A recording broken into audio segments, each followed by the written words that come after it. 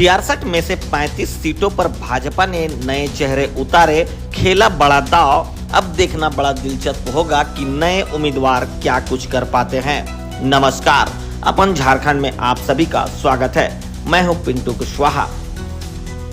झारखंड में विधानसभा चुनाव की सरगर्मी तेज हो गई है और सभी पार्टियां अपनी अपनी जीत सुनिश्चित करने के लिए दांव पेच लगे हुए हैं। इसी कड़ी में भाजपा ने 76 सीटों पर प्रत्याशियों के नाम की घोषणा कर दी है, जबकि 2 सीट पर फिलहाल घोषणा नहीं हुई है। भाजपा ने जिन 66 सीटों पर उम्मीदवारों के नामों की घोषणा की है, उनमें 35 सीट पर नए उम्मीदवार को उतारा है।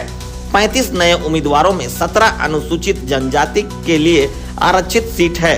राज्य में अनुसूचित जनजाति के लिए कुल 28 सीटें आरक्षित है। इनमें से एनडीए गठबंधन के तहत भाजपा को 25 सीटें मिली है। इन 25 में से भाजपा ने 24 पर अपने उम्मीदवारों की नाम की घोषणा कर दी है।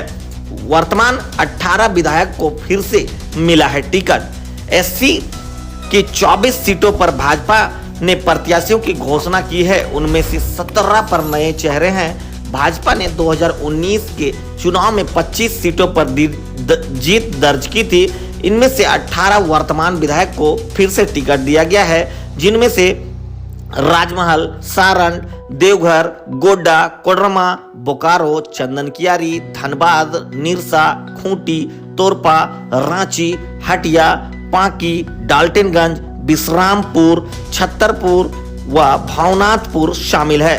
पिछले चुनाव में जीती हुई जिन 6 सीटों पर भाजपा ने प्रत्याशी बदला है, उनमें 3 पर वर्तमान विधायक को टिकट नहीं दिया गया है, जिसमें से सिमरिया, जमुआ व कांके शामिल है। जबकि हजारीबाग व बाघमारा के विधायक अब सांसद बन गए हैं। वहीं मांडू के विधायक ने लोकसभा चुनाव के समय पार्टी छोड़ दी थी। वहीं सिंदरी के विधायक गंभीर रूप से बीमार हैं।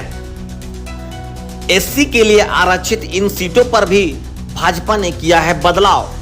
भाजपा ने अनुसूचित जनजाति के लिए आरक्षित जिन सीटों पर नए उम्मीदवारों को मौका दिया है, उनमें से बोरियो, लिट्टीपाड़ा, महेशपुर, दुमका, घाटशिला, पोटका, सरायकेला, चाईबासा, मझगांवा, जगन्नाथपुर, चक्रधरपुर, खरसावां, मांडर, सीसय, गुमला, बिशुनपुर व मानिका नाम शामिल है।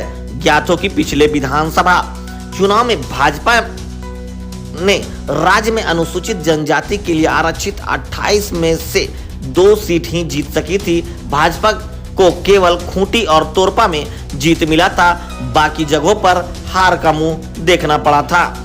पार्टी ने 12 महिलाओं को दिया है टिकट।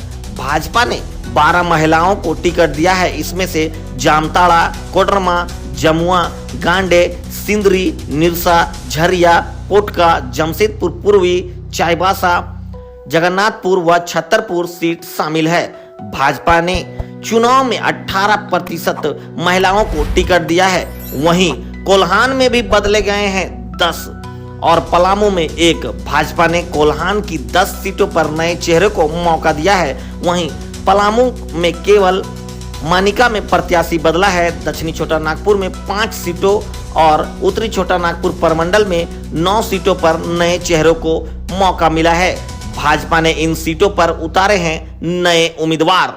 भाजपा ने जिन 35 सीटों पर नए चेहरे को मौका दिया है, उनमें से धनवार, बोरियो, लिट्टीपाड़ा, महेशपुर, नाला, जामताड़ा, दुमका, मधुपुर, पोड़ैयाहाट, बरकट्ठा, बरकागांव, हजारीबाग, सिमरिया, जमुआ, गांडे, बेरमो, सिंदरी, बागमारा, बारागोड़ा, घाटशिला, पोटका, जमशेदपुर पूर्वी, सरायकेला, चाईबासा, मंझगांवा, जगन्नाथपुर, चक्रधरपुर, खरसावां, कांके, मांडर, सीसय, गुमला, बिशुनपुर, मानिका व हुसैनाबाद का नाम शामिल है। अब देखना बड़ा दिलचस्प होगा कि 35 सीटों पर भाजपा ने जो नए चेहरे दिए हैं, वह 35 उम्मीदवार भाजपा को क्या कर दिखाएंगे।